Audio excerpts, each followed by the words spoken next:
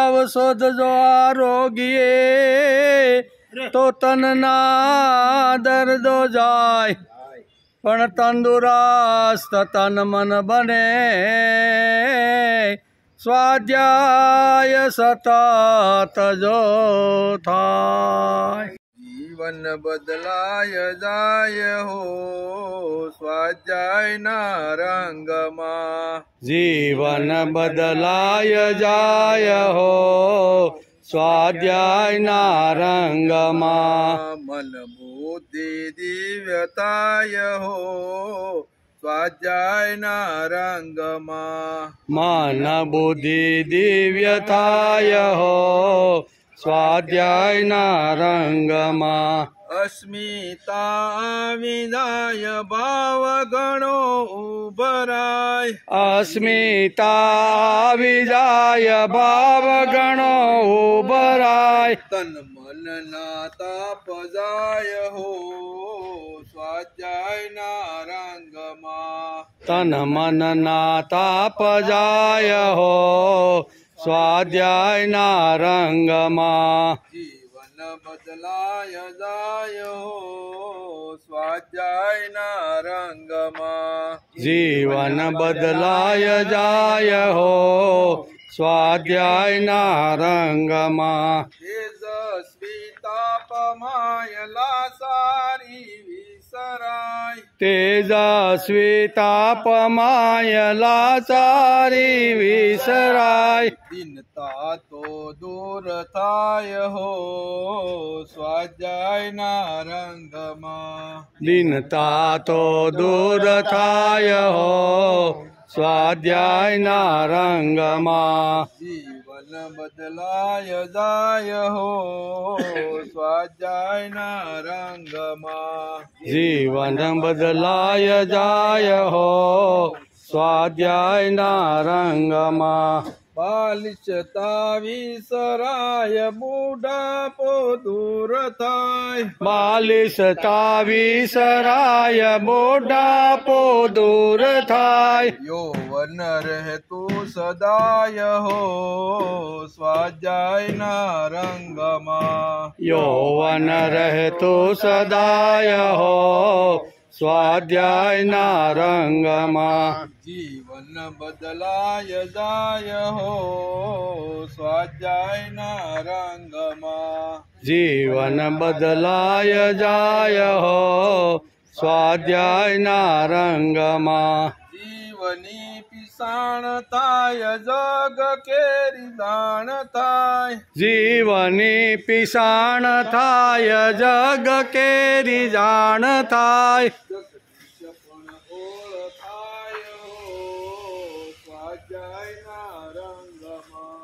જગદીશ પણ ઓળખાય હો સ્વાધ્યાયના રંગમાં, બદલાય જાય હો સ્વાધ્યાયના રંગમાં, જીવન બદલાય જાય હો સ્વાધ્યાયના રંગમાં,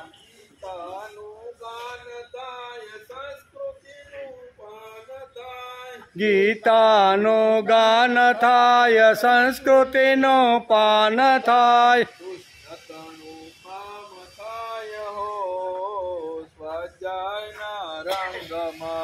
કૃષ્ણ તણું કામ થાય હો સ્વાધ્યાયના રંગમાં, જીવન બદલાય જાય હો સ્વાધ્યાયના રંગમાં, જીવન બદલાય જાય હો સ્વાધ્યાયના રંગમાં, અભય અહીંયા તવાય અજર બાની જવાય, અભય અહીંયા થવાય અજર બની જવાય, અમૃતત્વ પામી જાય હો સ્વાધ્યાયના રંગમાં, અમૃતત્વ પામી જાય હો સ્વાધ્યાયના રંગમાં, જીવન બદલાય જાય હો સ્વાધ્યાયના રંગમાં, જીવન બદલાય જાય હો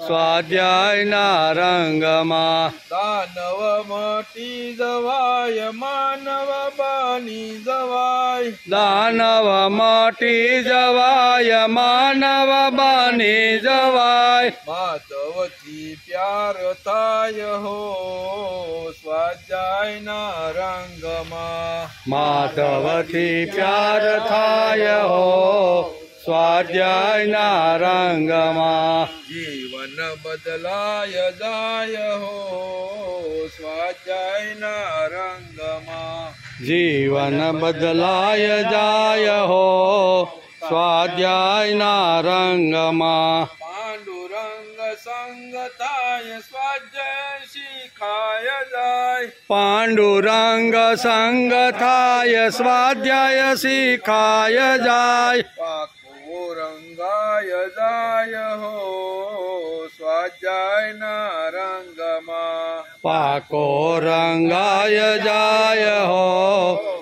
સ્વાધ્યાયના રંગમાં જીવન બદલાય જાય હો સ્વાધ્યાયના રંગમાં જીવન બદલાય જાય હો સ્વાધ્યાયના રંગમાં દર્શન દાદાના થાય યોગેશ્વર ઓળખાય દર્શન દાદાના થાય યોગેશ્વર ઓળખાય જીવન ધન્ય ધન્ય થાય હો સ્વાધ્યાયના રંગમાં જીવન ધન્ય ધન્ય થાય હો સ્વાધ્યાયના રંગમાં જીવન બદલાય જાય હો સ્વાધ્યાયના રંગમાં જીવન બદલાય જાય હો સ્વાધ્યાયના રંગમાં મન બુદ્ધિ દિવ્ય થાય હો સ્વાધ્યાયના રંગમાં મન બુદ્ધિ દિવ્ય થાય હો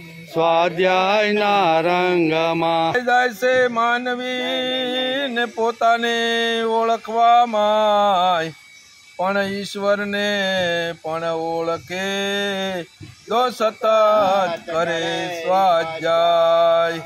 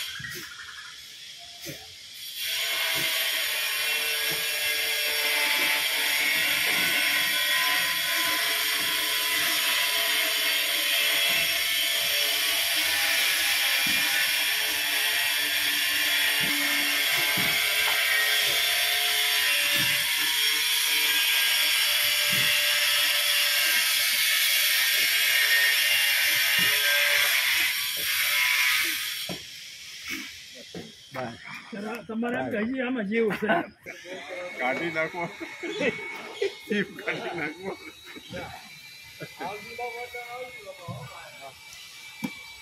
રોજ જુવાન કરવા છે ખાવું બાપા પછી પાટે ઘડે કાંઠા થોડા થોડા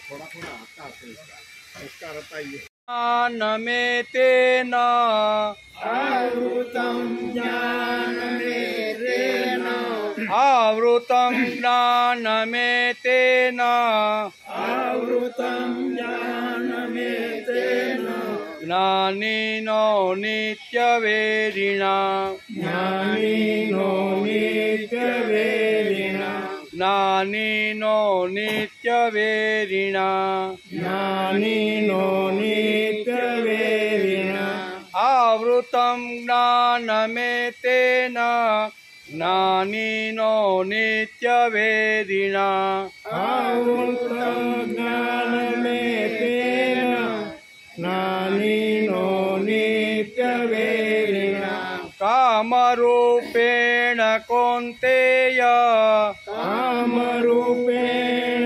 કૌન્તેય કામરૂપેણ કૌન્તેય કામરૂપેણ કૌન્તેય દુષ્પુરેણાનલેન ચ દુષ્પુરેણાનલેન ચ દુષ્પુરેણાનલેન ચ દુષ્પુરેણાનલેન ચ કામરૂપેણ કૌન્તેય દુષ્પુરેણાનલેન ચ કામરૂપેણ કૌન્તેય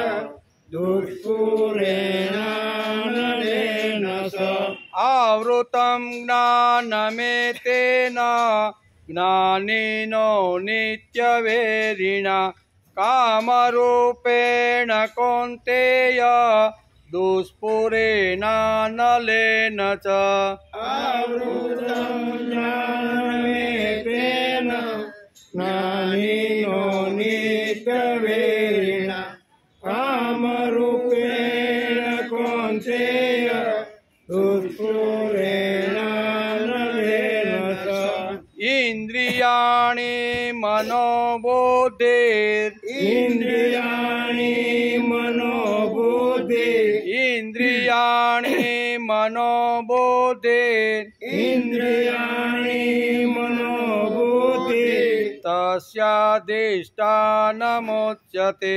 તસ્યાધિષ્ઠાનમુચ્યતે તસ્યાધિષ્ઠાનમુચ્યતે તસ્યાધિષ્ઠાનમુચ્યતે ઇન્દ્રિયાણિ મનોબુદ્ધિર તસ્યાધિષ્ઠાનમુચ્યતે ઇન્દ્રિયાણિ મનોબુદ્ધિ તસ્યાધિષ્ઠાનમુચ્યતે એતૈર્વિહમોહયત્યેષ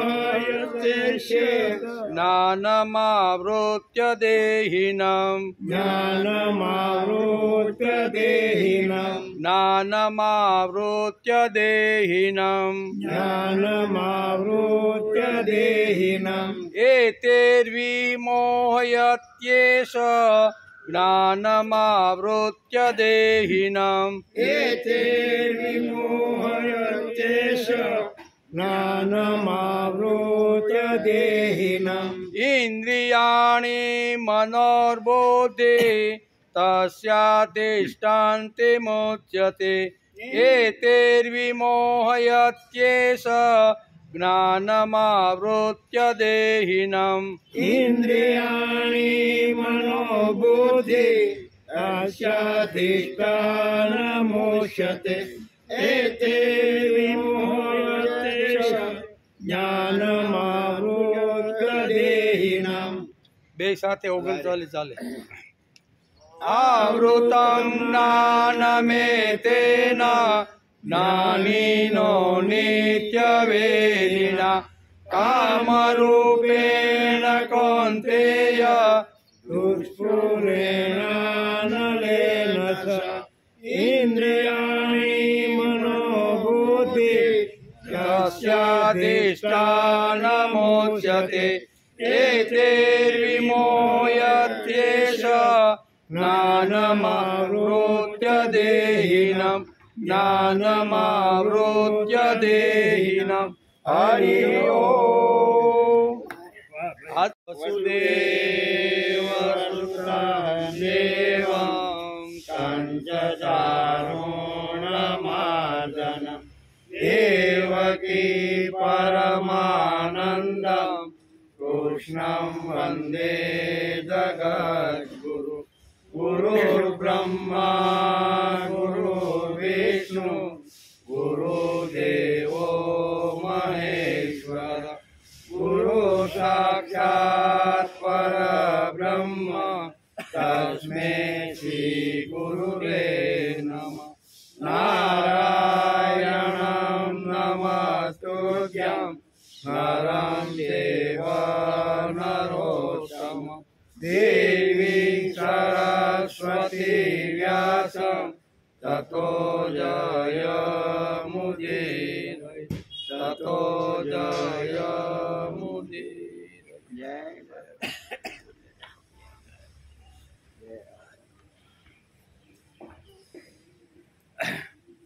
आवृतं ज्ञानमेतेन ज्ञानिनो नित्यवेरिणा कामरूपेण कौन्तेय दुष्पुरेणानलेन च। हे कौन्ते आ अग्निनी पेठे कदी तृप्त न थनारा अने विवेकीओना कामरूपी नित्य वेरी એટલે કે નિત્ય વેરી વડે માણસનું જ્ઞાન એટલે કે માણસનો વિવેક ઢંકાઈ જાય છે એમ ગઈકાલે જે વાતો હતી એ જ વાત થોડીક ભગવાન આ શ્લોકમાં આગળ લઈ જાય છે।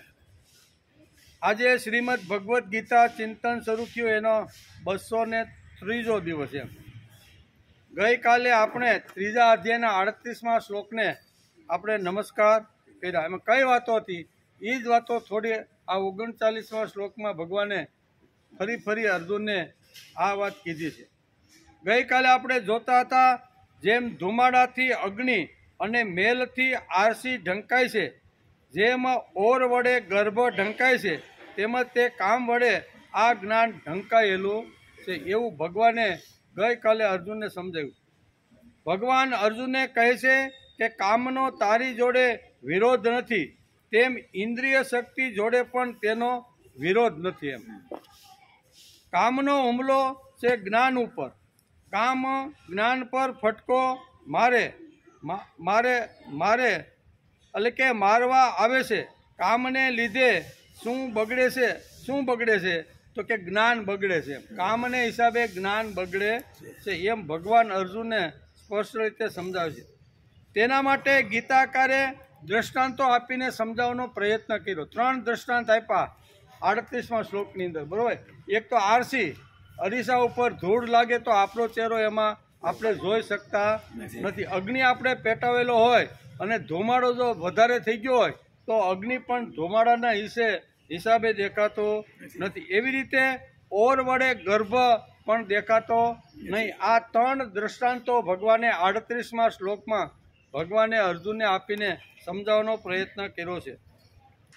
તેના માટે ગીતાકારે દ્રષ્ટાંત પણ સારું આપ્યું છે કે જેમ ધુમાડાથી અગ્નિ ઢંકાઈ જાય તેમ તે ઢંકાઈ જાય છે।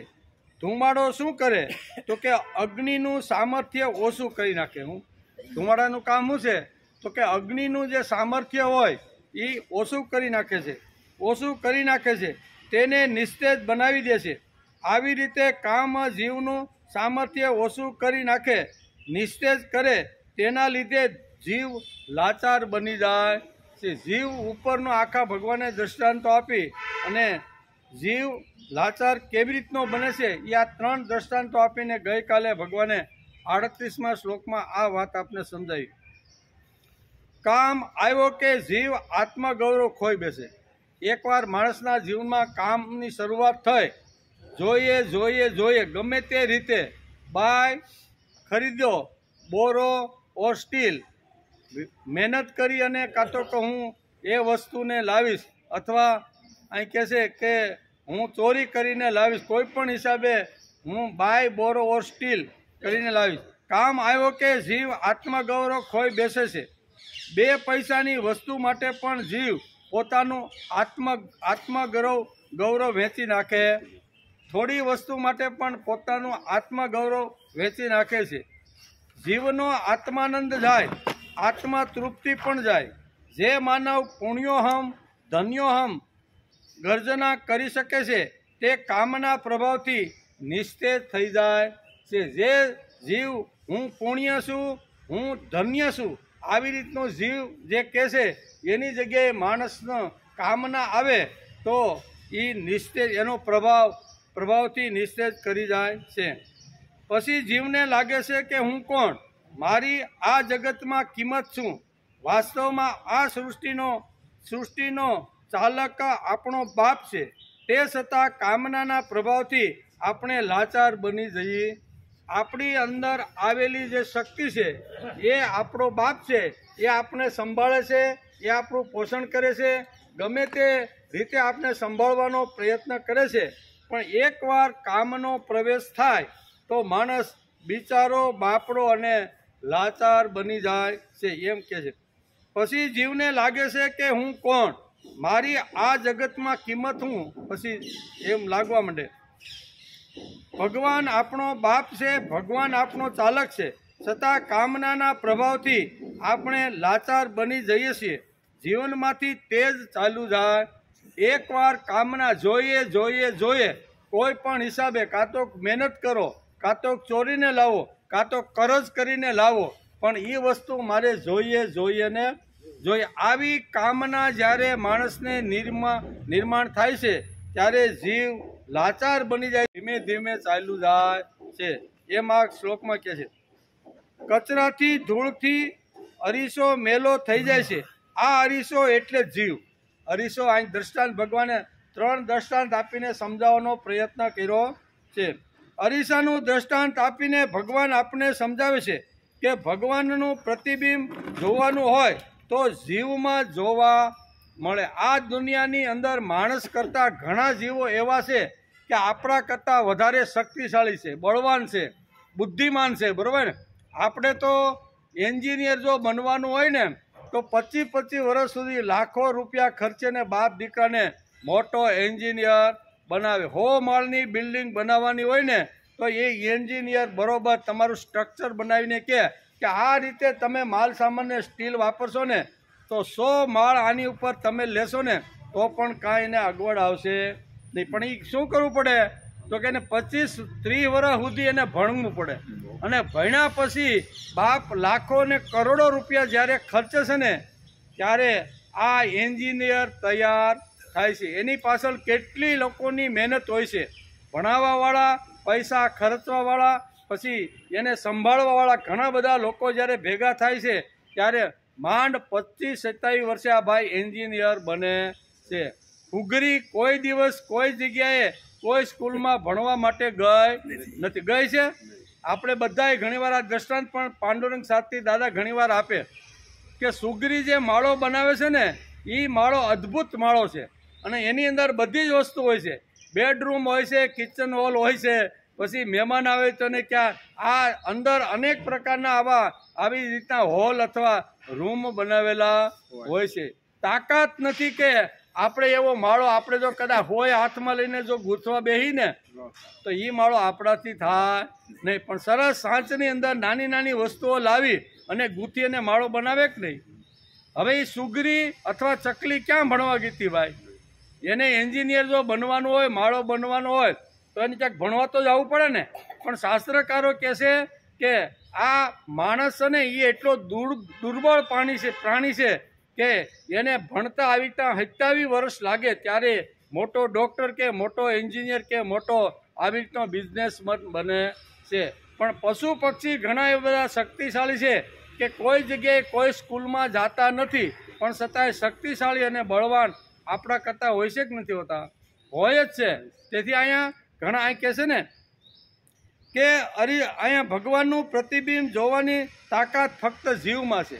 બીજા હજારો જીવો આપણા કરતાં શક્તિશાળી હશે, આપણા કરતાં વગર મહેનતે આપણે જે મળે છે એના કરતાં વગર મહેનતે એ લોકોને મળી જતું હશે. પણ છતાંય ભગવાને માણસને સર્વશ્રેષ્ઠ ગણ્યો છે. શા માટે? તો માણસ બની શકે, કરી શકે અને થઈ શકે આ તાકાત ભગવાને માણસની અંદર મૂકેલી છે. પશુ, હાથી અથવા સિંહ ગમે તેટલો બળવાન હોય, ગમે તેટલો શક્તિશાળી હોય પણ એને ભગવાને એને સ્વતંત્રતા એની અંદરથી ખેંચી લીધી છે. એટલે એને જ્યાં જેવી રીતનો પઢાવો, જેવી રીતનો જ્યાં લઈ જાઓ ને, જેટલું ખવડાવો એટલું જ ખાય છે. પણ માણસની અંદર ભગવાને આ શક્તિ મૂકીને માણસને અદ્ભુત આવી રીતનો જીવને બનાવ્યો છે. તેથી અરીસાનું દ્રષ્ટાંત આપીને ભગવાન સમજાવે છે કે ભગવાનનું પ્રતિબિંબ જોવું હોય તો એ જીવની અંદર માણસની અંદર જ જોવા મળે છે. ભગવાને પણ કહી દીધું કે મમે વાંસો જીવ લોકે જીવ ભૂત સનાતન મન સષ્ટાન ઇન્દ્રિયાણી પ્રકૃતિ સ્થાનિક કરશતી. 15મા અધ્યાયમાં બહુ સરસ ભગવાને કહી દીધું છે કે મનુષ્ય એ મારો અંશ છે, મારો જીવ છે, અને સર્વસ્ય ચાહમ હૃદયસનની વિષ્ટો એ પણ ભગવાને 15મા અધ્યાયમાં કહી દીધું કે બધાના હૃદયની અંદર હું માનવના હૃદયની અંદર સ્થિર થયેલો હું આત્મા છું. એટલે કહેવાનો અર્થ કે સૃષ્ટિની અંદર ઘણા બધા જીવજંતુઓ એવા છે કે વગર પ્રયત્ને માણસની બુદ્ધિ કરતાં અનેક પ્રકારની બુદ્ધિ એની પાસે હોય છે, એની પાસે અનેક પ્રકારની શક્તિઓ હોય છે. આપણો બાળક જન્મ્યા પછી જો 9 મહિને 2 ડગલા હાલવાનું ચાલુ કરે તો બેન પડોમાં જઈને કહેશે કે આજ મારો બાબલો 2 ડગલા ચાલ્યો, પડ્યો નહીં, 2 ડગલા હાલ્યો, એમ કે નહીં. 7-8 મહિને જો કદાચ 2 ડગલા ભરે તો ઘણીવાર પડોશમાં જઈને બેન પોતાના બાળકનું ગૌરવ અથવા પોતાના બાળકનું આવી રીતનું વખાણ કરે છે. પણ ભેંનો બાબો જન્મો, કેવો ભેંનો બાબો જન્મો અને 2 કલાકમાં કે કલાકમાં કેવું પડે બાપાને, એ બાપા તમે આને જરી કાંઈક મોરી બોરી બનાવી દો, બરોબર ને? કેમ? તો કે હાથમાં રહેતું નથી. હવે 2 કલાકમાં જન્મેલું બાળક હાથમાં રહેતું નથી, અને ઓયલો તો 2 ડગલા 7 મહિને અને એમાંય વળી 2-4 વાર પડી પણ જાય, બરોબર ને? તો એ માણસનું બાળક શ્રેષ્ઠ કે પશુનું બાળક શ્રેષ્ઠ? શક્તિની રીતે જો આપણે જોઈએ ને, શક્તિશાળીની રીતે, તો આપણા કરતાં એને બીજાનો આધાર ઓછો લીધા વગર ઝડપથી પોતાની પ્રત્યેક ક્રિયા ચાલુ કરી દે છે. આપણે તો કેટલો આધાર લેવો પડે ત્યારે માણસ નાનાનો મોટો થાય છે. ત્યાં કહે છે કે ભગવાનનું પ્રતિબિંબ જોવું હોય તો જીવમાં જોવા મળે. માણસની અંદર જ આ પ્રતિબિંબ જોવા મળે. તેથી 84 લાખ યોનિની અંદર માનવ યોનિ શ્રેષ્ઠ છે એવું ભગવાનને આ શ્લોકની અંદર કહેવાનો ભાવ છે. બધા આપણા કરતાં શક્તિશાળી છે, બળવાન હશે, બુદ્ધિશાળી છે, ઘણું બધું છે, બરાબર ને? તો પક્ષીઓ જે આકાશની અંદર ઉડે છે, હવે એ ક્યાં શીખવા ગયા હતા ભાઈ? માછલી પાણીની અંદર જન્મતાની સાથે તરવા માંડે છે, તો એ તરણકુંડમાં ક્યાંય શીખવા ગઈ હતી કે ના મારે તો સમુદ્રમાં તરવાનું છે ને, એટલે પહેલાં હું 6 મહિનાની ટ્રેનિંગ લઈ લઉં અને પછી ધૂબકો મારું, એવું કે? એ કોઈ ક્યાંય ટ્રેનિંગ લીધા વગર, કોઈ સ્કૂલમાં ગયા વગર પશુ પક્ષી અને આવી માનવેતર એટલે કે માનવ શિવની જે યોનિઓ છે ને, એ શક્તિની દ્રષ્ટિએ જોવો ને તો આપણા કરતાં વધારે મજબૂત અને શક્તિશાળી. શ્રીમદ ભગવદ્ ગીતા કહે છે કે અહીં કહે છે કે માણસનું પ્રતિબિંબ જો જોવું હોય તો એ મનુષ્યની અંદર આપણને જોવા મળે છે. એવું બહુ સ્પષ્ટ રીતે ભગવાન કહે છે.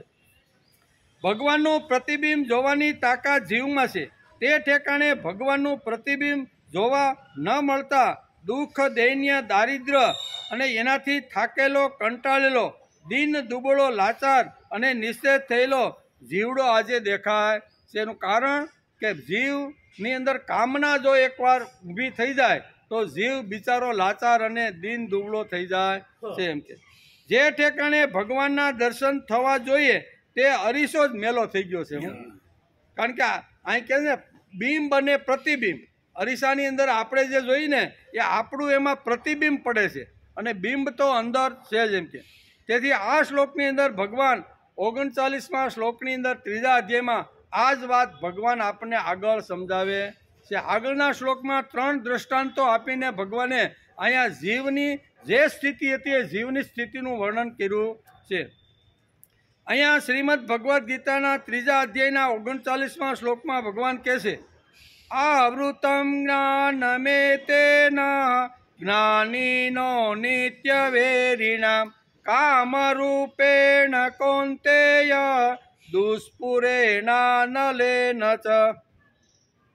હે કૌંતે, આ અગ્નિની પેઠે કદી પૂર્ણ ન થનાર કામરૂપી જ્ઞાનીઓના નિત્ય વેરી વડે માણસનું જ્ઞાન ઢંકાઈ ગયેલું છે. અહીંયા અગ્નિનું આ શ્લોકમાં ભગવાન અગ્નિનું દ્રષ્ટાંત આપી અને સમજાવવાનો પ્રયત્ન કરે છે. આગળના શ્લોકમાં 3 દ્રષ્ટાંતો આપ્યા. આ શ્લોકની અંદર એક અગ્નિનું દ્રષ્ટાંત આપી અને સમજાવવાનો પ્રયત્ન કરે છે.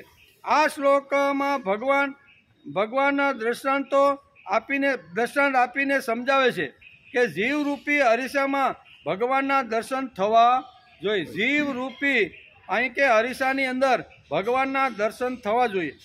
એટલે જીવ ભગવાન જેવો તેજસ્વી છે, છતાં પણ તે કોઈ દિવસ ચમત્કાર કરતો નથી. જેમ ભગવાન એવા કોઈ ચમત્કાર કરતા નથી એમ ગીતાકાર કહે છે. જીવ પણ ચમત્કાર કરતો નથી એમ કે.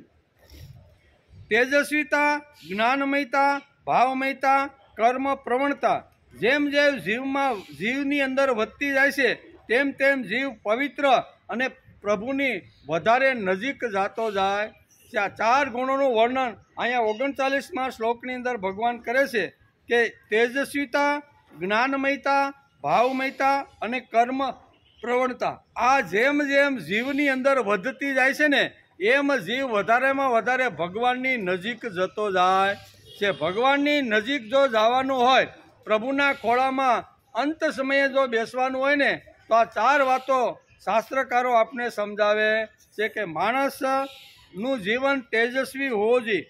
જ્ઞાનમય, ભાવમય અને કર્મ પ્રવૃત્ત, આ 4 વાતો માણસના જીવનમાં જો આવે ને તો હળવે હળવે જીવ પ્રભુ તરફ જતો રહેલો છે. પ્રભુની પાસે જવું એટલે શું? અહીં પાછો પ્રશ્ન એ થાય, પ્રભુની પાસે જવું એટલે શું? તેવા જીવમાં પ્રભુનું પ્રતિબિંબ જોવા મળે, પણ કામનો પ્રભાવ તે જીવ ઉપર થાય તો તે અરીસો પ્રભુનું પ્રતિબિંબ દેખાડી શકતો નથી.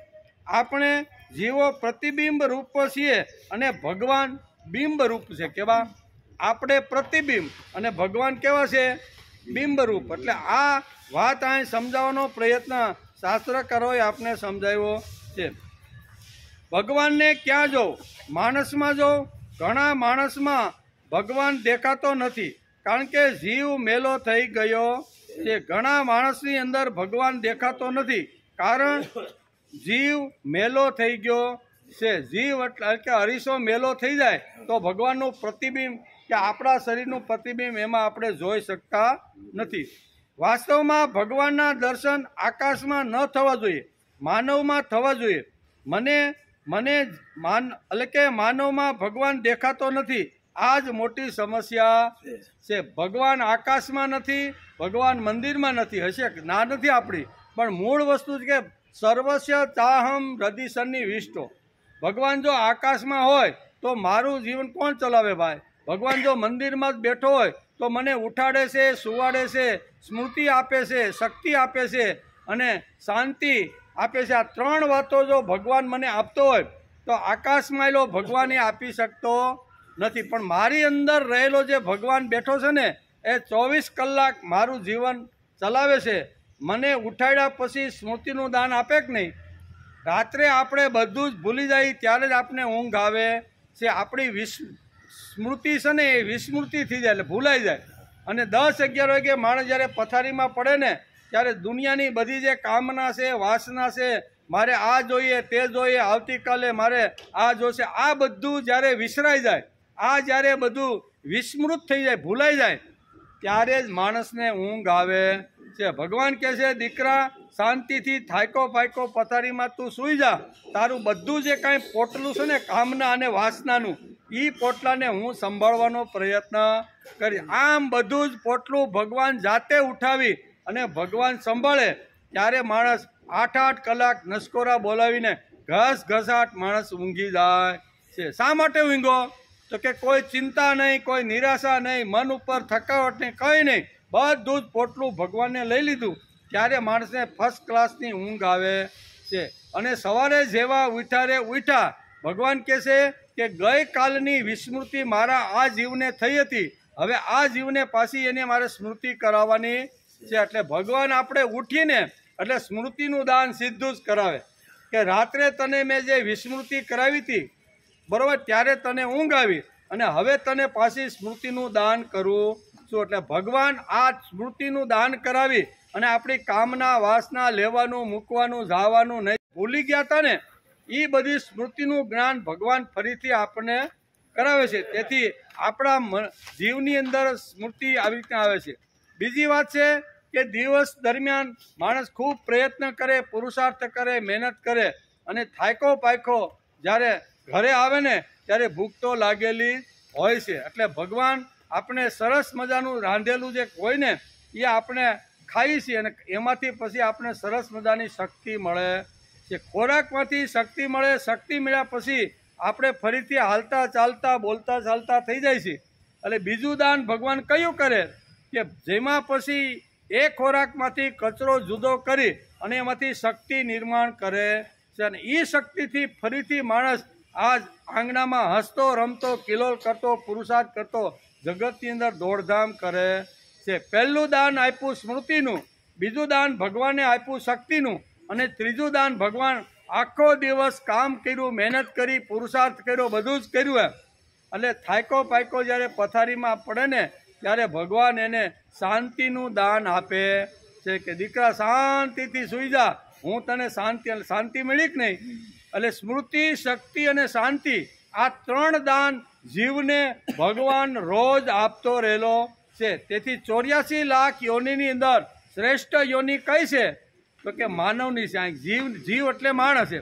ભગવાન તેથી જ અહીંયા વધારે જીવને મહત્વ આપે છે. હું ભગવાનને ક્યાં જોઉં? માણસમાં જોઉં, પણ માણસમાં ભગવાન દેખાતો નથી કારણ કે તે જીવ મેલો થઈ ગયો છે.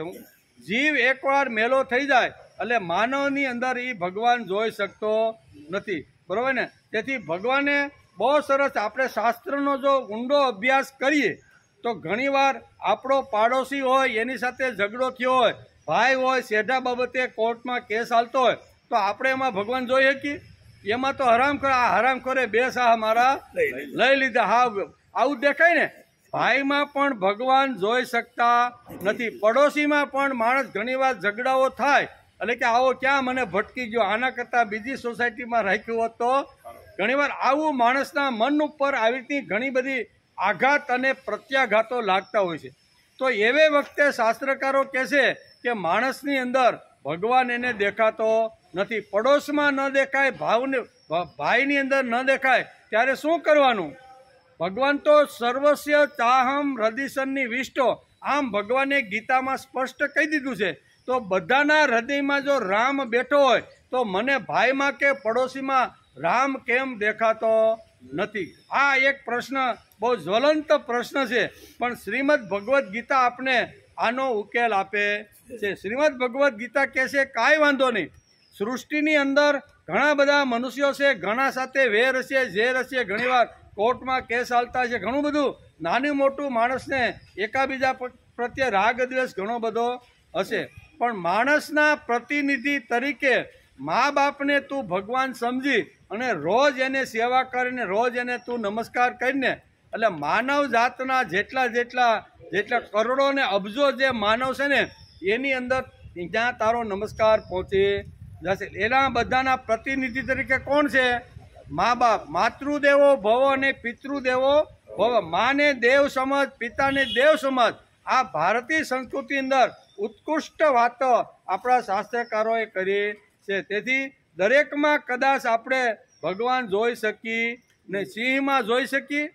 રોજ આપણા ખેતરમાં પીડ્યું હોય અને તુવેરની બધી મીઠી મીઠી નાની બધી હોય કળીઓ, બધી શું કહેવાય, બધી સિંગું ખાઈ નાખ્યું હોય અને ટોળું આખા ખેતરને 15 વીઘાને આમ કરી નાખ્યું હોય તો એમાં આપણે ભગવાન દેખાય?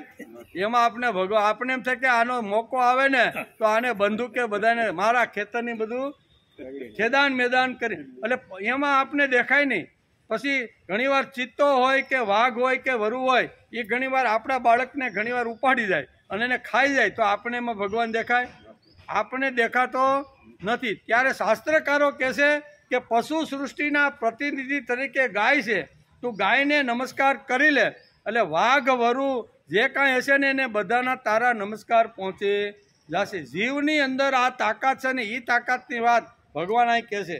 તેથી ઘણીવાર રાગ દ્વેષને હિસાબે જીવને સામેની વ્યક્તિની અંદર ભગવાન દેખાતો નથી. તો શું કરવાનું? તો એનું શાસ્ત્રકારોએ આપણે આ ઉપાય એક બતાવ્યો છે. ગાયને તું નમસ્કાર કર, ગાયને તું આવી રીતનો સંભાળવાનો પ્રયત્ન કરીશ ને તો ગાય એ આપણી માતા છે, અને માતા તરીકે નમસ્કાર કર્યા પછી પશુ સૃષ્ટિમાં જેટલા 4 પગ ઉપર હાલનાર જે પ્રાણીઓ છે ને એ બધા પ્રાણીઓને તારો નમસ્કાર પહોંચે જશે. ઘણીવાર એમ થાય કે હવે થોર જેવું હોય ને ઘણા ભૂંબલા થોર હોય અને આપણે અહીંયા નીકળ્યા હોય ને કપડાને ખેંચી લીધો હોય અને આપણું કપડું તોડી નાખ્યું હોય તો ભૂંબલાના થોરમાં ભગવાન દેખાય? કાંટા આખા શરીરમાં ભૂંબલાનું જો એક તીરખું લાગી ગયું ને તો આંખને અગ્નિની ઝાડ ઉપર, તો એમાં ભગવાન દેખાય? એમાં ભગવાન આપણને દેખાય. આપણને એમ થાય ધાર્યું લઈને આવીને આ બધી વાડને સાફ કરી નાખી, મંડી કાપા કે નહીં? ત્યારે શાસ્ત્રકારો કહેશે કે નાના મોટા વૃક્ષ અને વનસ્પતિઓ છે ને, વૃક્ષનો પ્રતિનિધિ અહીંયા પીપળો છે, પીપળાને તું નમસ્કાર કરી લે એટલે દુનિયામાં જેટલા વૃક્ષો છે ને ત્યાં તારો નમસ્કાર પહોંચે. નાના નાના પૌધાઓ છે, નાના નાના છોડ છે, એની અંદર તુલસીની અંદર તું મને જોવાનો પ્રયત્ન કર. તુલસીને જો તું નમસ્કાર કરીશ ને તો નાના નાના જેટલા ફૂલ છોડ છે ને એ બધાને તારો નમસ્કાર પહોંચે.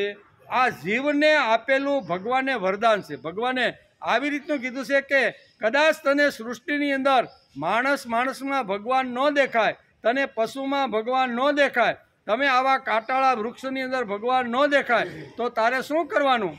તો એના પ્રતિનિધિ તરીકે તારે આ બધાને નમસ્કાર કરવાના છે. વાહન આકાશમાં ન થવા જોઈએ, માનવમાં થવા જોઈએ. મને માનવમાં ભગવાન દેખાતો નથી. દેખાય? ઘણીવાર આપણું ઘણું બધું નુકસાન કરી નાખ્યું હોય તો એ માણસની અંદર આપણે ભગવાન દેખાય, આપણો દુશ્મન જ દેખાય. વેત આવે ત્યારે ક્યારે આનું બધું કરી નાખવું એ જ આપણે ધ્યાનમાં હોય છે.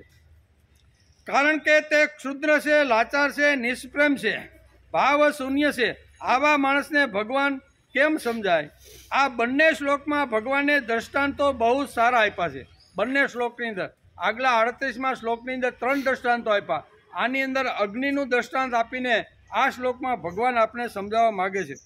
આ બંને શ્લોકમાં ભગવાને દ્રષ્ટાંતો બહુ સારા આપ્યા છે.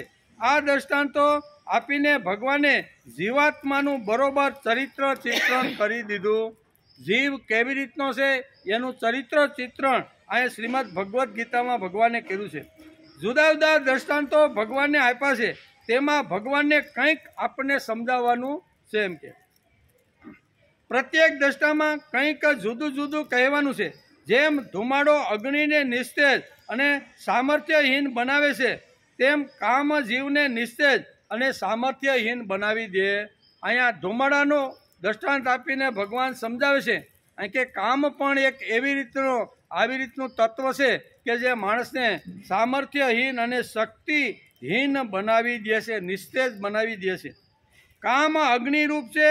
અગ્નિમાં ગમે તેટલું હોમો પણ કોઈ દિવસ અગ્નિએ કીધું છે કે હવે બસ, સિટીના સિટી હળગાવી દે, જંગલોના જંગલો હળગાવી દે. આપણે ઘણીવાર જોતા હોઈએ.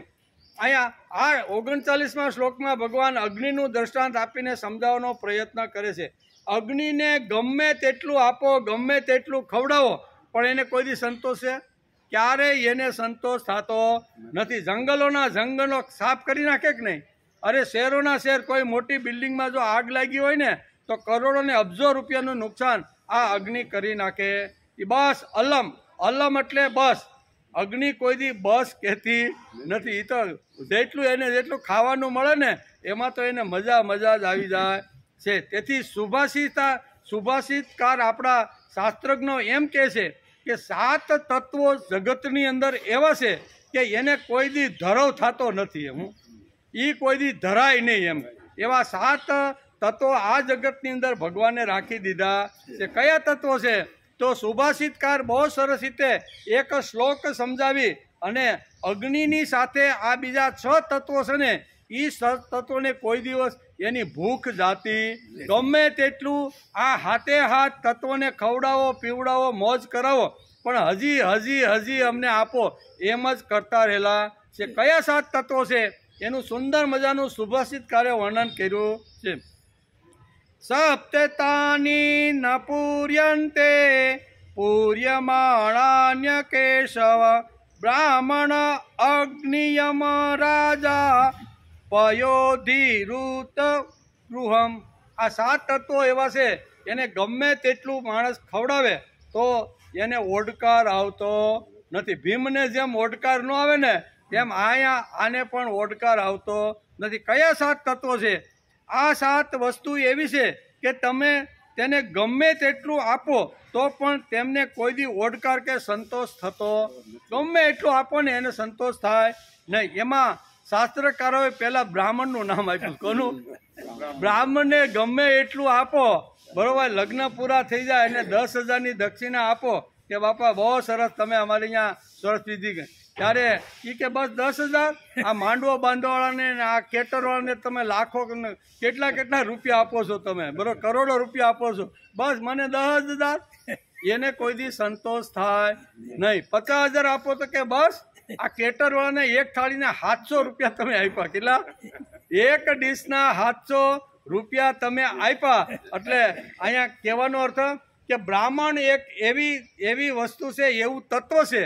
અહીંયા 7 તત્વોમાં બ્રાહ્મણનું શાસ્ત્રકારોએ પહેલું નામ લીધું છે. ગમે તેટલું આપો પણ એ તૃપ્ત થતા નથી. તેથી બ્રાહ્મણ, અગ્નિ, યમ, રાજા, સમુદ્ર, ઉદર અને ઘર, એટલા આ 7 તત્વો એવા છે, 7 વસ્તુ એવી છે કે એ ક્યારે ધરાતા નથી. એમાં પહેલો બ્રાહ્મણ છે. બ્રાહ્મણને ગમે તેટલું આપો તો તે અતૃપ્ત રહેવાનો. અગ્નિને ગમે તેટલું ખવડાવો તેને કોઈ દિવસ ઓડકાર આવે નહીં. બ્રાહ્મણને જો તૃપ્ત કરવાનો હોય ને તો એક જ શાસ્ત્રકારોએ ઉપાય પાછો બતાવ્યો, તો એને ખવડાવો. એટલે બ્રહ્મ ભોજન જે આવ્યું ને આપણા શાસ્ત્રમાં, એ કે બ્રાહ્મણોને પૈસા આપવાથી અથવા દક્ષિણા વધારે આપવાથી કોઈ દી તૃપ્ત થવાનો નથી. પણ એકવાર એને જમવા બોલાવો, દૂધપાક બરોબર 2-3 તાળી ઝાપટી જાય ને પછી કે બહાર. બ્રાહ્મણને જો તૃપ્ત કરવાનો હોય ને તો માણસે બ્રાહ્મણને જમવા માટે બોલાવવો જોઈએ, તો જ એ તૃપ્ત થાય છે. બાકી ગમે તેટલી દક્ષિણા આપો તો એ તો એમ જ કહેવાના કે માંડવાવાળાને એટલા આપ્યા, કેટરવાળાને આપ્યા, એટલા ફાર્મવાળાને એટલા આપ્યા, કે નહીં? આટલું બધું તમે ખર્ચો, તમે 2 કરોડનો ખર્ચો કર્યો અને મને બસ 50,000 જ દક્ષિણા આપી. એમ કે 50 આપો તો કે બસ આટલી જ. કે આમ કરતાં કરતાં ક્યારેય તૃપ્ત થતો નથી. તેથી શાસ્ત્રકારો બહુ સમજદાર છે. એણે કીધું બ્રાહ્મણને જો તમારે તૃપ્ત કરવાના હોય ને તો તમે એને ખવડાવો, ઘેરે બોલાવો અને બ્રહ્મ ભોજન કરાવો. અને પછી જો એ કે બસ દાદા હવે નથી ખાવું, પણ લ્યો બાપા એક સમસોજી, ના હવે ખાવું, એટલે આશીર્વાદ આપીને 50 રૂપિયા આપો ને તો દુઃખી થતો જાય છે. બરાબર, માંડવાવાળાને એટલા આપ્યા ને મને એટલા આપ્યા, કે થાય કે ન થાય? એટલે અહીંયા 7 જે અહીંયા તત્વો છે અથવા 7 સાધનો છે ને, એમાં બ્રાહ્મણનું નામ આ પહેલાં લીધું છે. બીજું કીધું છે અગ્નિને ગમે તેટલું ખવડાવો તો પણ અગ્નિ કોઈ દી તૃપ્ત થતી નથી. ભગવાને 3જા અધ્યાયના 39મા શ્લોકની અંદર અગ્નિનું ઉદાહરણ આપીને ભગવાન અર્જુનને સમજાવવા માગે છે કે કામના માણસની એટલી આવી રીતની થાય છે કે ગમે તેટલું માણસને એકવાર કામના જો બુદ્ધિમાં પેસી ગઈ, એકવાર બુદ્ધિ ઉપર કામનાએ સામ્રાજ્ય જો સ્થાપી દીધું તો માણસ ગમે તેટલું કમાય અથવા ગમે તેટલું લાવે ને તો પણ માણસને સંતોષ થતો નથી. તેથી બીજી વાત છે, અગ્નિને ગમે તેટલું ખવડાવો તેને કોઈ દિવસ ઓડકાર આવતો નથી. શહેરના શહેર અને જંગલોના જંગલો અગ્નિ સ્વાહા કરી જાય છે, પણ એણે કીધું કે ના હવે મારે આગળ જવું. એ તો આગળ જ તમે વાહ ભલે ને બંબા ગમે એટલા નાખો પણ એ આગળ ને આગળ ખલાસ કરી નાખે છે. એટલે અગ્નિ કોઈ દિવસ તૃપ્ત થતી નથી. એટલે કે જંગલો ખલાસ કરી નાખે છે અને આટલું અગ્નિ ખાય છે છતાં એને અપચો કોઈ દી થતો નથી. અપચો થાય કોઈ દી, અપચો પચતું નથી એવું બને, બધું પચી જાય. ગમે તેટલું અગ્નિ ખાઈ જાય જંગલોના જંગલા, છતાં એને બધું પચી જાય છે. ત્રીજી વાત છે યમરાજા. અબજો જીવોને લઈ ગયા, પણ હવે એણે કીધું કે ના હવે આપણે બાવ આપણને લાવવા નથી, હવે આપણે થોડાક દિવસ રાખવા. જેમ કીધું અબજો જીવોને યમરાજા પોતાના દૂતો અથવા પોતાના દ્વારા એ જગતમાંથી ઉપાડી લે છે, પણ એનું કોઈ દી પેટ ભરાતું ભૂખા. યમરાજા કેવા છે? આ યમરાજાનું દૃષ્ટાંત પણ આપે છે. યમરાજનું પણ તેવું છે, તેને કોઈ દિવસ પેટ ભરાતું નથી. ઘણા વર્ષોથી અબજો લોકોને યમરાજા લઈ ગયા છે, પણ છતાંય એનું પેટ ભરાતું નથી. એટલે ત્રીજી વાત આ છે. પછી ચોથી વાત છે રાજા. રાજાના ગમે તેટલા કરવેરા નાખે તો કે હાલો આ વખતે થોડોક વધારે કરવેરો નાખી તો સારું એમ લાગે કે નહીં. રાજાને ઘણીવાર આવી રીતનું થાય છે. રાજા કરવેરા નાખ્યા જ કરે છે અને પ્રજા પાસેથી કરવેરા વસૂલ કરે છે. રાજાને પણ કોઈ દી ઓડકાર આવતો નથી. પ્રજા ગમે તેટલો કર નાખી અને પૈસા એકઠા કરી અને રાજાની કરના રૂપમાં પેટીઓ શું કહેવાય તિજોરી ભરે તો પણ રાજાને સંતોષ થતો નથી. પછી પયોધી એટલે દરિયો. કેવો? દરિયાની અંદર દુનિયાની બધી જ મોટી મોટી આપણી ગંગા યમુના સરસ એના કરતાં હજારો નદીઓ વિદેશની અંદર મોટી મોટી નદીઓ છે એ બધું પાણી ક્યાં જાય? દરિયામાં. દરિયાએ કોઈ દીધું બસ અલમ હવે મારે તમારું પાણી જોતું. આટલું બધું પાણી દરિયાની અંદર હજારો નદીઓ દ્વારા ઠલવાય છે પણ દરિયાએ કોઈ દી એમ કીધું નથી કે હવે બસ હું ધરાઈ ગયો. એક પણ ઇંચ દરિયો ગમે તેટલું પાણી જાય તો એક પણ ઇંચ દરિયો ઊંચો આવતો. લાવો જેટલું હોય ગંગા હોય યમુના હોય સરસ્વતી હોય નર્મદા હોય કે તાપી હોય બધી નદીઓ દરિયામાં ઠલવાય છે પણ દરિયાને કોઈ દી તૃપ્તિ થતી નથી.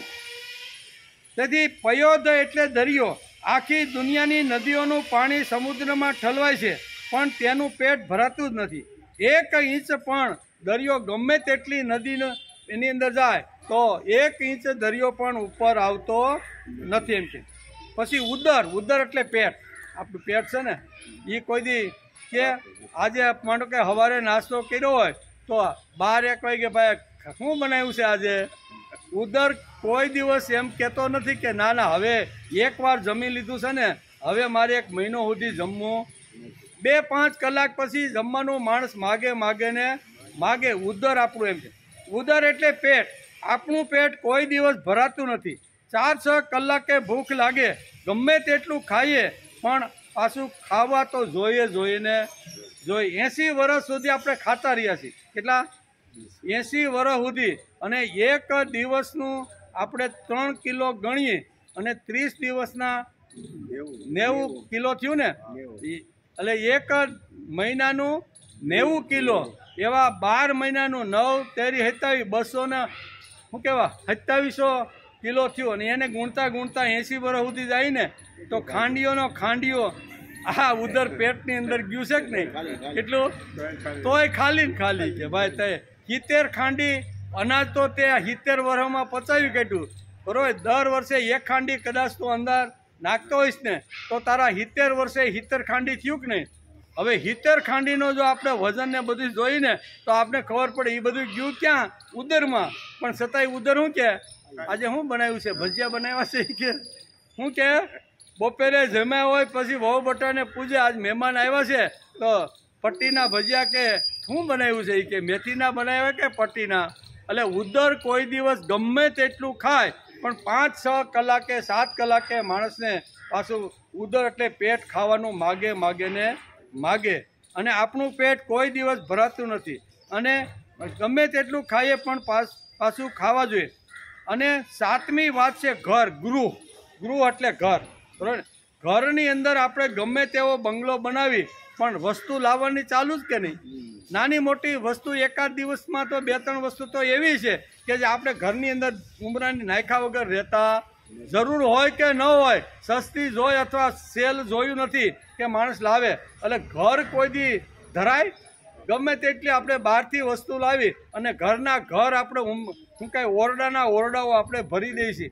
એટલે આ 7 વસ્તુ એવી છે કે 7 વસ્તુ જે છે એનાથી અહીંયા શાસ્ત્રકારો કહે છે સુભાષિતકારે પણ બહુ સરસ સમજાવવાનો પ્રયત્ન કર્યો છે. અને આ 7 જે વાતો છે એના બરાબર એને કઈ છે 7 વાતો? તો કે બ્રાહ્મણ, અગ્નિ, યમ, રાજા, સમુદ્ર, ઉદર અને ઘર. આ 7 વાતો છે. એ 7 વાતો એવી છે કે એને ક્યારેય સંતોષ કે એનું પેટ ભરાતું. શ્લોક નંબર 39નો આપણે અત્યારે વિચાર કરીએ. એમાં ભગવાન અગ્નિનું દૃષ્ટાંત આપીને અહીંયા અર્જુનને સમજાવે છે. શું કહે છે?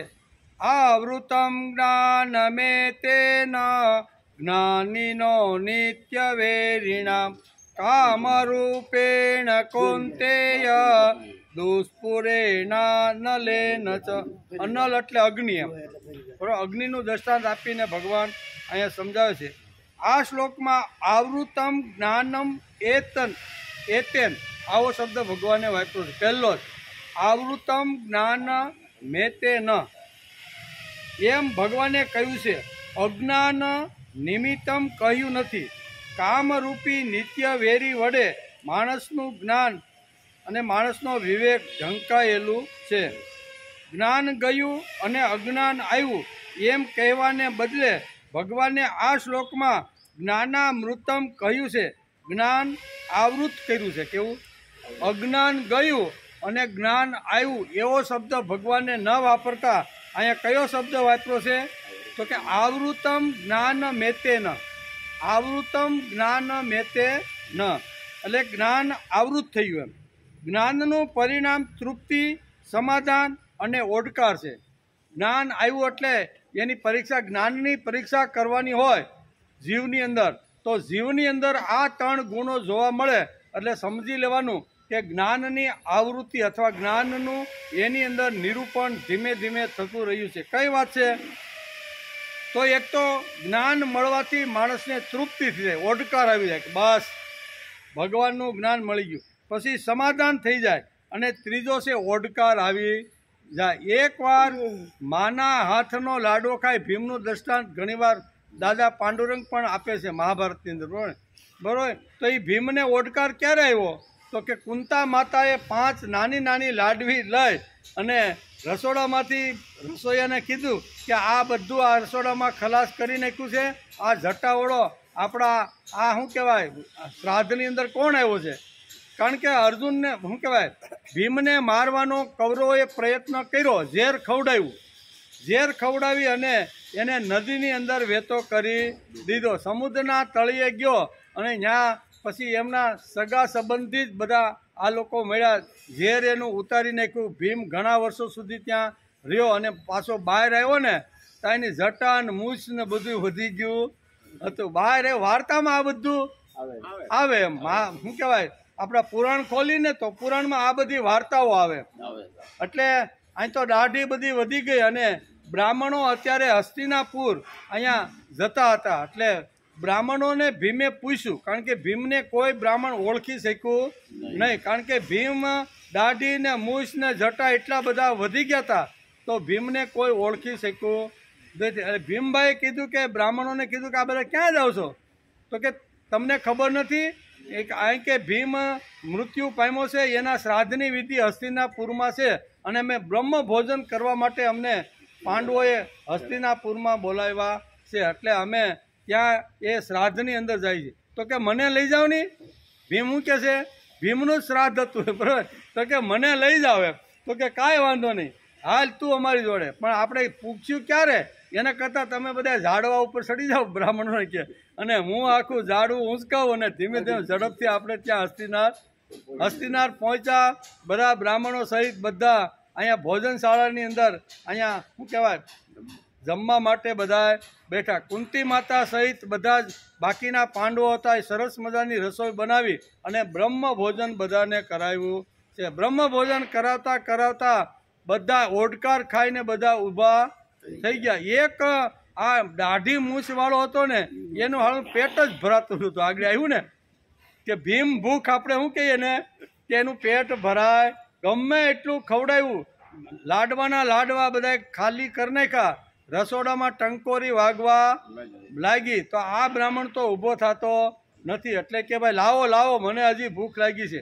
અને ભૂખ્યો બ્રાહ્મણ જો હસ્તિનાપુરમાંથી ભીમના શ્રાદ્ધમાંથી જાય તો આપને પાપ લાગે. આવું બધું વિચાર કરવા લાગ્યા. કુંતા માતા રસોડામાં ગયા, શું છે બધી હળવળ? તો કે આ એક બ્રાહ્મણને હજી ખાવું છે, આપણા રસોડામાં કોઈ વસ્તુ રહે નથી, બધાએ ખાઈ લીધું એમ કે. તો કે આ ઉઠતો નથી એમ કે. તો કે કુંતા માતા વિચાર કરી ગયા કે મારો ભીમ કોઈ દી મરે એવો તો નથી જ, પણ કૌરવોએ કંઈ પણ કાવતરું કરીને ગમે તે કર્યું હોય પણ મને તો આ દેખાવમાં ભીમ જેવો જ લાગે છે. એટલે અહીંયા રસોડામાં યુધિષ્ઠિરને કુંતા માતા બોલાવે છે અને કે બેટા થોડો ઘઉંનો લોટ ને ગોળ ને બધું ઘીને લાવ, હું તને 5 લાડવી બનાવી દઉં. આ બ્રાહ્મણ ભાઈ જે બેઠા છે ને એને તું ખવડાય એટલે બરોબર ખાઈને જો ઓડકાર આવી જાય ને તો સમજવાનું કે આ આપણો ભીમ છે. એટલે કુંતા માતાએ સરસ મજાની કેવી 5 લાડવી બનાવી અને થાળીમાં મૂકી અને યુધિષ્ઠિરને કીધું કે ઓલો બ્રાહ્મણ જે ઉઠતો નથી ને, લાવો લાવો ખાવું છે લાડવા આપો, એને તું હળવેકથી એને થાળીમાં પીરીશ. અને યુધિષ્ઠિર આવી રીતના લાડુ લઈ અને અહીંયા જ્યાં ભીમ અહીંયા સંન્યાસીના રૂપા અથવા મોટા વાળ વધારીને જે બેઠો હતો ને એની થાળીમાં મૂક્યો. 1 લાડવી ખાધી, 2 ખાધી, 3, બસ ઓડકાય હવે જોતવા. કુંતા માતા આવ્યા અને કાન પકડ્યો, તું ભીમ જ છો એ કે હું કે કહેવાનું ઓડકાર. અહીં કીધું શું છે, માણસને જો જ્ઞાન થાય ને એવી રીતે અહીં ભૂખ જો થાય ને તો માણસને તૃપ્તિ, ભૂખ જો જતી રહે તો તૃપ્તિ, સમાધાન અને ઓડકાર આવે, નહીતર ઓડકાર આવે. માના હાથનો જો લાડવો મળે તો જ માણસને ઓડકાર આવે. આપણે ગમે તેટલી પુરુષાર્થ કરીએ, ગમે તેટલી મહેનત કરીએ, ગમે તેટલો ભૌતિક મોટો ઠાઠ આપણે ઊભો કરીને પણ છતાંય આપણે અસંતોષ થાય છે. હજી હું અંબાણી સુધી પૂગ્યો નથી, બરાબર. ઘણીવાર થાય ને આપણે નાનામાંથી ધીમે 1 ફેક્ટરી 2 ફેક્ટરી અને પછી આપણે પાછું વાળીને જોઈ તો હજી આપણને ઓડકાર આવતો હું કે ઓલા જેટલો તો હું અદાણી જેટલો પહોંચ્યો નથી, અંબાણી જેટલો હું પહોંચ્યો. એટલે માણસને કોઈ દિવસ ગમે તેટલું બીજાના હાથથી ધન કમાય અથવા પોતાના હાથથી ધન કમાય તો માણસને કોઈ દી ઓડકાર આવતો નથી. પણ પ્રભુના પ્રસાદ તરીકે માણસને જો થોડું ઘણું પણ ધન મળી જાય ભગવાનના હાથનું તો માણસને ઓડકાર આવી જાય છે. જેમ માં હોય એ 5 લાડવી બનાવીને ભીમની થાળીમાં પીરસાવે અને ભીમને જેમ ઓડકાર આવે એમ પ્રભુના હાથથી આપણે વૈભવ મળે, સત્તા મળે, સંપત્તિ મળે, યશ મળે, કીર્તિ મળે. ભગવાનના હાથથી જો મળે ને તો દરેક માણસને ઓડકાર આવે છે. બાકી ગમે તેટલું માણસને મળે હજી જોઈએ એવું બોલે કે નહીં. તેથી અહીં કહે છે કે જ્ઞાનનું પરિણામ જીવ ઉપર થયું છે, એની આવી રીતની એની પરીક્ષા કરવી તો શું કરવું પડે? તો કે અહીં કહે છે કે જ્ઞાનનું પરિણામ તૃપ્તિ, સમાધાન અને ઓડકાર છે. આવા જ્ઞાનને ઉદ્દેશીને ગીતાકારે આ શ્લોકમાં જ્ઞાન શબ્દ વાપર્યો છે. આ શ્લોકની અંદર ભગવાને જ્ઞાન શબ્દ પણ એક વાપર્યો છે. આના માટે વાપર્યો છે. કામ હોય તો માણસ લોટ બાંધે, ભૂખ લાગી હોય તો ગમે ત્યાં શીખવાનો પ્રયત્ન કરે. આપણે ભૂખ લાગી હોય, ક્યારેય ઘેરે રસોઈ બનાવી ન હોય અને ઘણીવાર તીર્થયાત્રામાં આપણે જઈએ. હું 1983ની વાત કરું છું. 1983માં અમે પહેલી તીર્થયાત્રામાં ગયા. માણાવદર તાલુકાના 3 ગામ, એક ગામમાં 3 દિવસ રોકાવાનું. 6 યુવાનોનું અમારું ગ્રુપ. કેટલું? 6 યુવાનિયા અને કોઈને રાંધતા આવડે નહીં. ભેગા તો થઈ ગયા. પહેલા ગામની અંદર ગયા અને પહેલા દિવસમાં ભાતું બધું લઈ ગયા એટલે કાંઈ વાંધો આવ્યો. બીજે દિવસે સવારમાં જ ભાઈ ચા ને ભાખરી ખાવાની હતી તો શું કરવાનું? એકાબીજા સામું જોવે કે ભાઈ તને ભાખરી બનાવતા આવડે?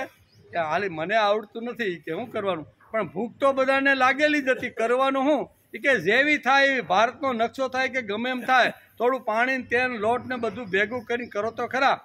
અને એ કરીને એ જે દાઝી ગયેલી હતી ને જે ખાવાની મજા આવતી હતી ને, કારણ કે લોઢાનું પેલી લોઢી એમ તાવડી હોય તો દાઝે નહીં, પણ ઉથલાવામાં આમ તેમ કર્યા ને એમાં બહુ દાઝી ગયેલી બધી ભાખરીઓ. પણ એ જમતા જમતા જે આનંદ કર્યો છે ને, ભૂખ લાગે તો પછી લોટ બાંધવાની ઈચ્છા થાય ને, ભૂખ જ ન હોય તો માણસને પ્રયત્ન કરવો. તેથી કામ હોય તો માણસ લોટ બાંધે, બરોબર. અને બપોર થયું પછી કે શું બનાવીશું? તો કે આપણે કામ કરો, રીંગણા બટાકાનું શાક બનાવો. પણ આમાં આવડે કોઈને? પહેલાં શું પ્રોસેસ કરવી પડે એ કે આપણે ખબર નથી. અમારી બા બનાવતા હતા કે અમારા ઘરવાળા એવું બધું બોલવા લાગ્યા. પણ કે હવે કરવાનું શું? તો પડોશમાં જે બેન જેની ઘેરે ઉતારો હતો ને એને પૂછ્યું કે બેન અમારે શાક બનાવવાનું હોય ને તો શું કરવું પડે? તો એણે બધી આખી પ્રોસેસ સમજાવી અને એ પ્રમાણે પણ બનાવ્યું. પણ એટલું દાઝી ગયું ને, પણ ખાવા બેઠા તો મોઢામાં કરે નહીં. હલાવવાનું ભૂલી ગયા અને એની વેળે પાકવા દીધું અને એટલું દાઝ્યું ને તે રસો તો ક્યાંય આકાશમાં ગુમ થઈ ગયો. અગ્નિ બધી રસો ખાઈ ગઈ બધી. અને કે હવે શું કરવાનું? કે ખાવાની સાય ને થોડું 2 બટકા ખાઈ લ્યો. ખાધું અમે બધાએ. કહેવાનો હતો કે આવડે નહીં અને ભૂખ લાગી હોય તો માણસ કંઈક ને કંઈક પ્રયત્ન કરે કે ન કરે? લોટ ગોતે, પાણી ગોતે, કોઈને પૂછવા માટે જાય. તેથી અહીં કહે છે કામ હોય તો માણસ લોટ બાંધે, ભૂખ લાગ્યા પછી લોટ બાંધવાનું જ્ઞાન થયું.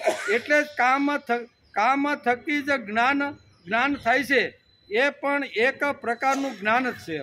આ લોટ બાંધવાનું, રસોઈ બનાવવાની, અલગ પ્રકારની જે મીઠાઈઓ બનાવવાની, બરાબર ને, અથવા દરજીને ત્યાં જાય તો કપડાં છે, એ બધું જ્ઞાન જ છે ને.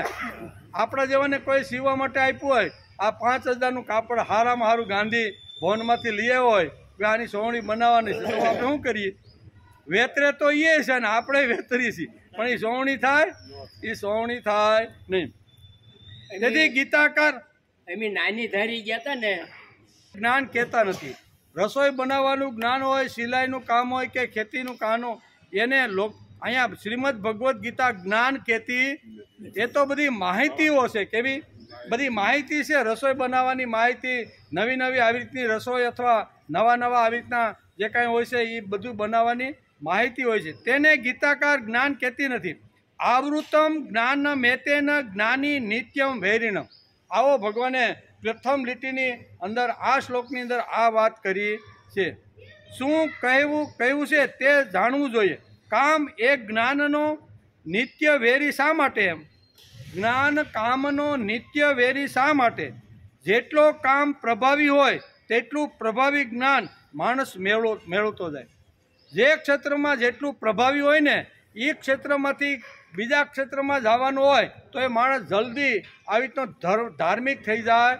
ગમે તેવો મોટા લોકો તમે જો, જેવા આવા ખેરખા હતા ને એને એવા લોકોનો જો વળાંક વળી જાય ને તો શું કહેવાય, 70 વર્ષથી ટકોરી વગરતો હોય ને એનો વિકાસ ન થયો હોય ને, એવો ઓલાનો વિકાસ ઝડપથી થઈ જાય.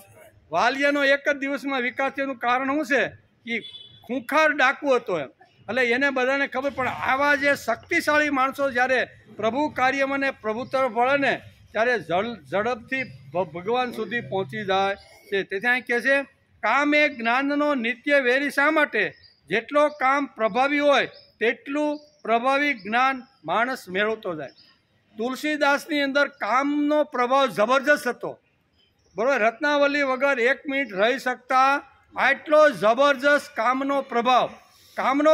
શાસ્ત્રકારો અથવા આપણા શાસ્ત્રકારોએ લખ્યું છે કે એટલો બધો કામની અંદર તુલસી શું કહેવાય એવો આકર્ષિત થયો હતો કે દોરડાને અને સર્પ વચ્ચેનો ભેદ સમજી શક્યો નહીં.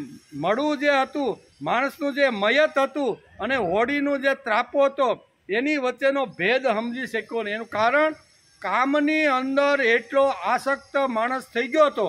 એને મળદાની અંદર પણ આવો ત્રાપો દેખાણો અને આસક્ત હોય, પણ એ જ આસક્તિ પ્રભુ તરફ જો વાળવાનો પ્રયત્ન કરે તો આજે તુલસી દાસ પૂજાય છે કે નહીં? એને નમસ્કાર આપણે રોજ કરી છે કે નહીં? પણ આ શક્તિ જેટલી હતી, આસક્તિ તો હતી જ, પણ એને પ્રભુ તરફ વાળવાનો પ્રયત્ન માણસે કરવો જોઈએ એમ મુજબ. તેથી અનિત્યને નિત્ય સમજવું એ અશુચિ છે. જે અશુદ્ધ છે, મેલું છે, તેને આપણે ચોખ્ખું શુદ્ધ સમજીએ છીએ, અને જે નિત્ય છે તેને આપણે અનિત્ય સમજીએ.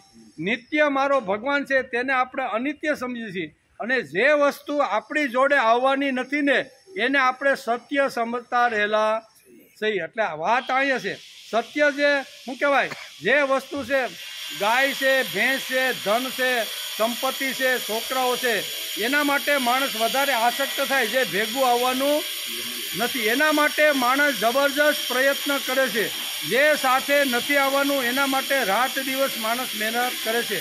અને ભગવાન નિત્ય છે તો નિત્ય માટે કોઈ પ્રયત્ન કરતું નથી, અનિત્ય માટે રાત દિવસ આવી રીતનું કરે છે. એમાં કહેવાનું છે માનવીની આવી ઉલટી સ્થિતિ છે. વિપરીત જ્ઞાન આવી સ્થિતિ નિર્માણ કરે છે. બધો ઝઘડો જ્ઞાન જોડે છે. આ શ્લોક તત્વજ્ઞાનથી ભરેલો છે. આ બંને શ્લોકમાં ભગવાને દ્રષ્ટાંતો આપ્યા છે. તેનાથી જીવાત્માની સહજ સ્થિતિ ધ્યાનમાં આપણને આવે. જીવની સહજ સ્થિતિ કેવી રીતની છે ને એ આપણા ધ્યાનમાં આવે છે. કામ એટલે ઈચ્છા, કામ એટલે વાસના, એની શી સ્થિતિ થાય છે તે આ બંને શ્લોકમાં ભગવાને દેખાડી છે. તત્વજ્ઞાનીનો ગ્રંથ છે એટલે હાલતું માણસ વાંચે એવો આ ગ્રંથ નથી. ગમે તે ગીતાનો ગ્રંથ વાંચે તો એના મગજમાં આવે નહીં. આવૃતમ જ્ઞાનમેતેનમ જ્ઞાનીનો નિત્ય વૈરિણમ. આવો પહેલી કડીની અંદર આ શ્લોકમાં ભગવાને શબ્દ વાંચ્યો છે.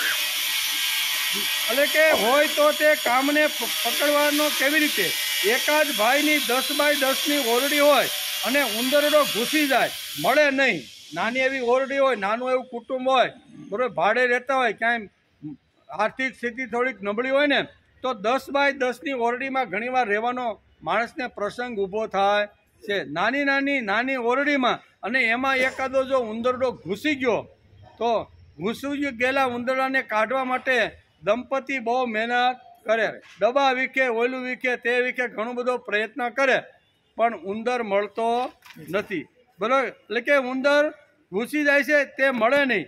તે ભાઈ હેરાન પરેશાન થઈ જાય ગોતવા માટે, કે હાલો આ અમારું કેટલું બધું એને નુકસાન કરી નાખ્યું છે, એટલે એને ગોતવો તો પડે. પણ ગોતવા માટે ઘણી બધી વસ્તુ 10 બાય 10ની રૂમની અંદર પ્રયત્ન કર્યો, પણ ઉંદર જડે નહીં. તે ભાઈ હેરાન પરેશાન થઈ જાય, બધું તપાસે, ફાફૂ કરે, પણ ઉંદર જડે નહીં. છેવટે બધું પાછું પેક કરી અને દરવાજા ખોલી અને પેલા બૂટ મૂકવાની જે નાની એવી જે હોય ને, એમાં બધા બૂટ પડ્યા હોય આપણા, બરાબર, તો એની અંદર જોવે તા એની અંદર ઉંદરડો છુપાઈને બેઠો હોય છે. એમ કે એટલે કે ફૂંપા કરે, ઉંદર જડે નહીં. છેવટે દરવાજાની બહાર ચપ્પલ રાખવાની જ્યાં જગ્યા હોય તે નીચેથી ઉંદર નીકળે. માણસના જીવનમાં પણ આવું જ બને છે. કેવું? માણસના જીવનમાં પણ આવું જ બને છે. તે મોટી મોટી ત્યાગની ભાષા બોલે છે.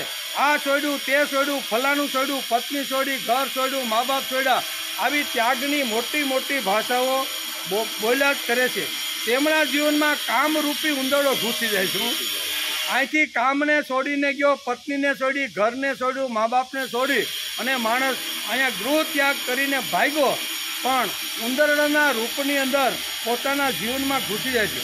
તેમના જીવનમાં કામરૂપી ઉંદરડો ક્યાંથી ઘૂસી જાય છે તે ખબર આપણને પડે નહીં. તે પગરખા રાખવાની જગ્યામાં હોય ત્યાંથી મળે છે. 2 સંન્યાસીઓ ઝઘડ્યા હતા, તે જોઈને લોકો ભેગા થઈ ગયા કે આ સંન્યાસીઓ ઝઘડે છે શા માટે? એટલે બધા લોકોનું ટોળું ભેગું થઈ ગયું. 2 સંન્યાસીઓ ઝઘડતા હતા, તે જોઈને ભેગા થયેલા લોકોને લાગ્યું કે આ બંને સંન્યાસીએ બધી વસ્તુનો ત્યાગ કરીને અહીંયા આવ્યા છે, છતાંય ઝઘડો શા માટે કરે? છેવટે પૂછતા બધાને ખબર પડી કે વીતરાગ સંન્યાસી, જે બધું છોડીને ગૃહ ત્યાગ કરીને આવેલા સંન્યાસીઓ આ લંગોટી માટે બાંધે છે. શું આ લંગોટી એક કાંઈક છૂટવી છે, એમાંથી આડીઅવળી થઈ ગયેલી, એટલે કે ભાઈ આ લંગોટી માટે બંને સંન્યાસીઓ બાંધે. ઘર છોડ્યું, કુટુંબ છોડ્યું, મા બાપ છોડ્યા, બધું છોડી અને માણસ જ્યારે આવી રીતનો વિતરક જ્યારે બને છે ને, ત્યારે લંગોટી માટે ધમધમાટી બોલતી હોય છે. છેવટે ખબર પડી કે આ વિતરાગ સંન્યાસીની લંગોટીમાં ઈચ્છારૂપી ઉંદરડો ઘૂસી ગયો છે. તેના લીધે બંને ઝઘડતા હતા. બંને શ્લોકો તત્વજ્ઞાનથી ભરેલા છે. તેને આપણે આપણી બુદ્ધિ પ્રમાણે સમજવાનો પ્રયત્ન કર્યો. તત્વજ્ઞાનના બંને શ્લોકો છે, થોડાક અઘરા છે, પણ આપણી બુદ્ધિ અનુસાર એનું અર્થઘટન કરીને ઘણા બધા શાસ્ત્રો ફોડીને એના ઉદાહરણો આપીને આપણે સમજવાનો પ્રયત્ન કર્યો. એમ કે બંને શ્લોકો તત્વજ્ઞાનથી ભરેલા છે, તેને આપણે આપણી બુદ્ધિ પ્રમાણે સમજવાનો પ્રયત્ન કર્યો. કામરૂપી ઉંદરડો મળે ક્યાં? તે 40મા શ્લોકમાં ભગવાને કીધું છે. કેટલા? કામરૂપી ઉંદરડો ઘૂસી તો ગયો છે 10 બાય 10ની રૂમની અંદર, પણ એ કાંઈ મળતો નથી. બહુ પરસેવો છૂટી ગયો, ત્યાં સુધી દંપતીએ મહેનત કરી, પણ ઉંદરડો મળ્યો નહીં. પણ તો કામરૂપી ઉંદરડો મળે ક્યાંથી? તો એ ભગવાને 40મા શ્લોકની અંદર આ ઉંદરડો ક્યાં છુપાઈને બેઠો છે એ 40મા શ્લોકની અંદર. ઉંદરડો એટલે કામ, વાસના, આપણે કહીએ ને કામ છે, વાસના છે, જે કાંઈ છે ને એને ઉંદરડાનું દ્રષ્ટાંત આપીને સમજાવવાનો પ્રયત્ન કરે છે. તો 40મા શ્લોકની અંદર આ ઉંદરડો, કામરૂપી ઉંદરડો ક્યાં છુપાઈને બેઠો છે એનો ભગવાન ખુલાસો અર્જુનને આવતીકાલે આપણે આવશે ત્યારે આ કામરૂપી ઉંદરડો ક્યાં છુપાઈને બેઠો છે એ ભગવાન અર્જુનને સ્પષ્ટતા કરવાના છે.